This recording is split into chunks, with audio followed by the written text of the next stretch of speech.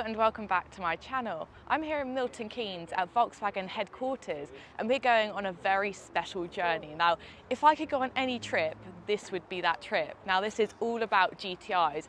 As you guys know, it's the 50 years of the Golf, which is a very special year. So I've chosen to go down in Wolfsburg in the Mark 6. Now, the reasoning behind this is because my other half has a Mark 5. I've had Mark 7s, and I feel like this is a good middle to meet in. I do want to go in the Mark 1 and the Mark 2 later on as well, and I think we're also going in the Mark 3, but I'm so excited, and let's go and make a move.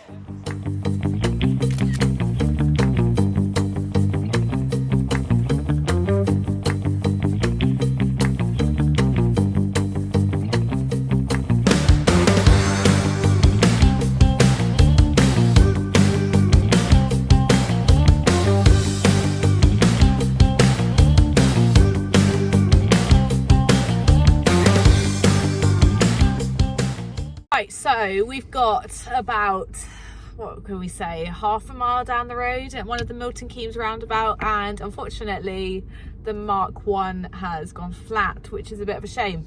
They are sorting it, and it's the Mark 1, what do you expect? If any of them are going to go wrong, it's going to be the older one, so it's just a few teething problems. This happens on any sort of road trip, so I think we're all going to head off, all of us without the Mark 1, and then hopefully it'll be like a moment in Top Gear where it appears and we'll go, hooray, yeah, it's here. But yes, I'll see you guys at the Eurotunnel.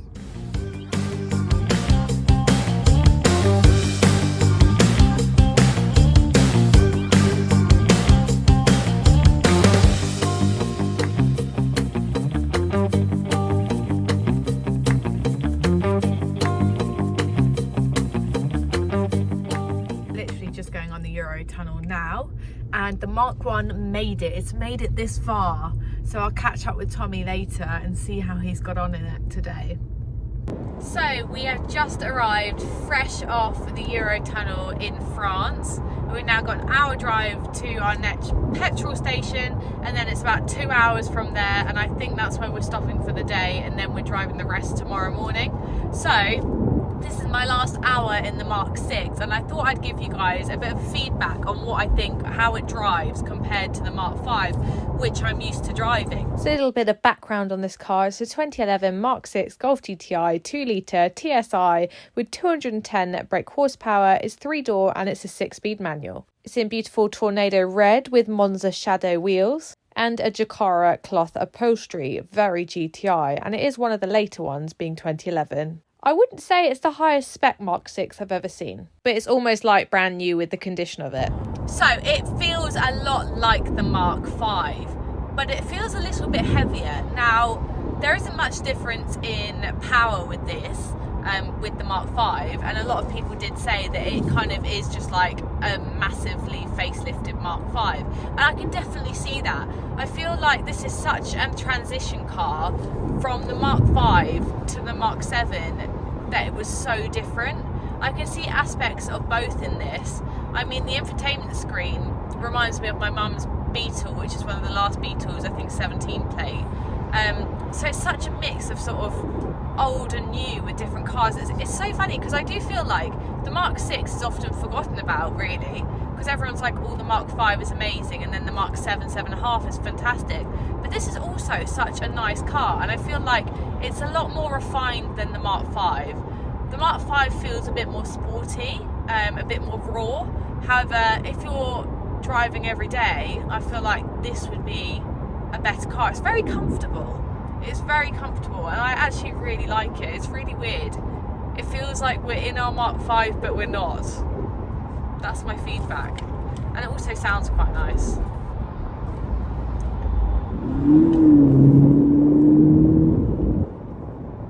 Not bad, eh? So we are now at our second stop in France somewhere, and Tommy made it. Top Gear moment, he made it. I'll overlay the sound of the little horn coming in. Yay! You didn't have that many problems with it, did you? No, apart from that, there was like a little bit where it was stalling because the idle was too low. So the engineer who's with us had to like raise it up a little bit so it can stop stalling. But since then, All good. I got to Calais before. Is it Calais? He did. He won. Before everyone else. Exactly, before everyone. So in 1983. there you go. How cool is that? That's what it's all about. I am done with the Mark 6 now, and it's time to drive the humble Mark 3. If the Mark 3 can have a bit of love, will I like it? That is the question.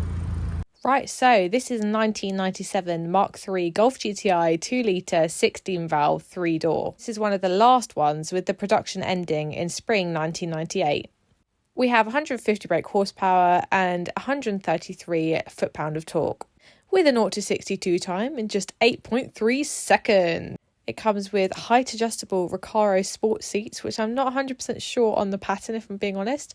Not very GTI to me, if I must say. But I like that they tried something a little bit different. What do you guys think of this cloth? This car was genuinely like it just come out the factory. It was absolutely fantastic condition, really low mileage, which I'll go into later when we take it for a drive.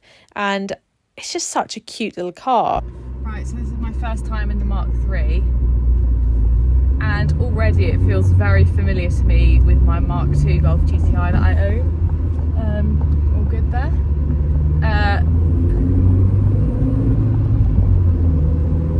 It's definitely not quick.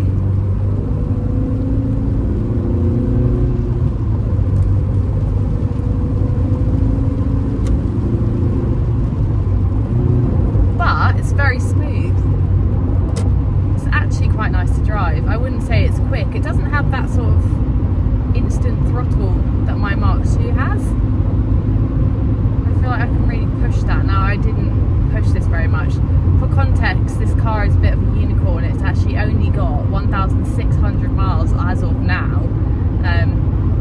So I don't want to push it much, and also it's an older car and it's doing a big old journey. So this is a 1997 car, and we've been driving, my other half's been driving for a bit, and we've got 38.5 miles per gallon currently.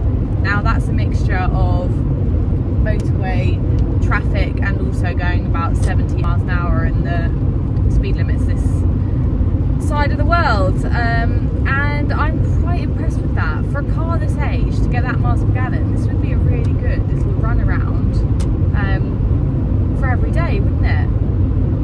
Why not? I feel like now is the time to buy one of these.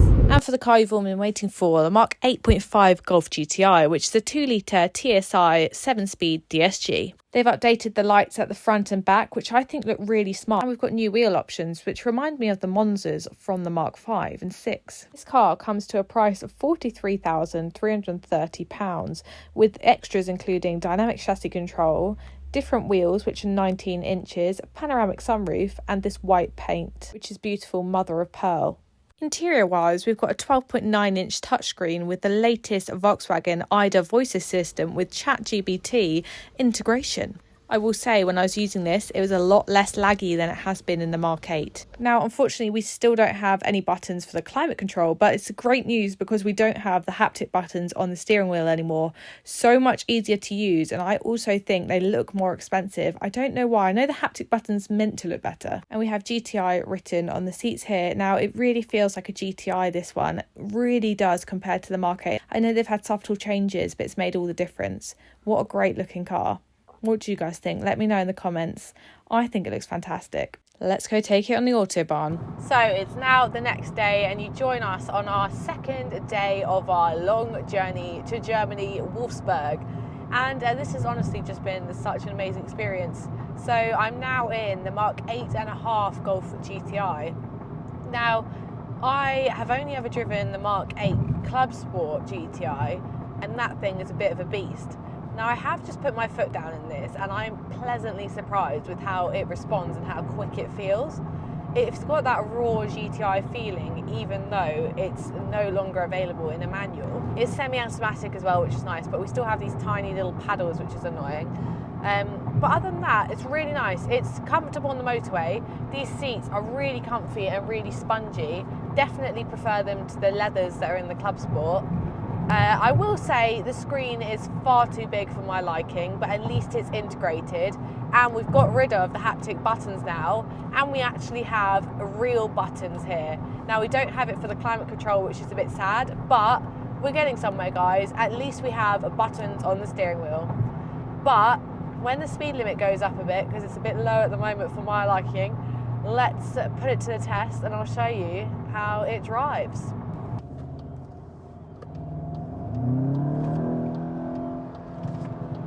Oh, we had a few little poppies.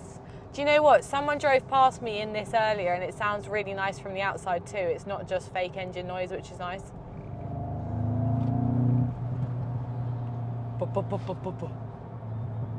Oh! I hope you can hear that because that's quite good fun. I am so surprised at how quick and responsive this is. So let's talk statistics with this. Now I will do a full review on it at some point, but this is just my first drive. It's popping along as I'm going, which is great fun. So let's talk brake horsepower. It has 261 brake horsepower, which is 19 brake horsepower more than the previous model. And we've got 0 to 62 time in just 5.9 seconds, which is 0.2 of a second more than the previous model. Now I feel like the GTI is basically becoming the club sport because this feels like driving feeling just as fun as the club sport. Like we're almost at 300 brake horsepower for a standard GTI. How times have come, especially from me driving that Mark III yesterday with what, like 150 brakes, something like that. It's just amazing. Like this trip has really like opened my eyes into the progression of these cars, and it's just so amazing to be able to drive them all. But I am absolutely thoroughly enjoying this, and I would say I'm actually enjoying driving it more than the club sport. I don't know why. I do know why actually. I think it's because it feels like a Golf GTI. Whereas my dad's club sport, which I did a video on, didn't feel like it felt like a club sport, not a GTI.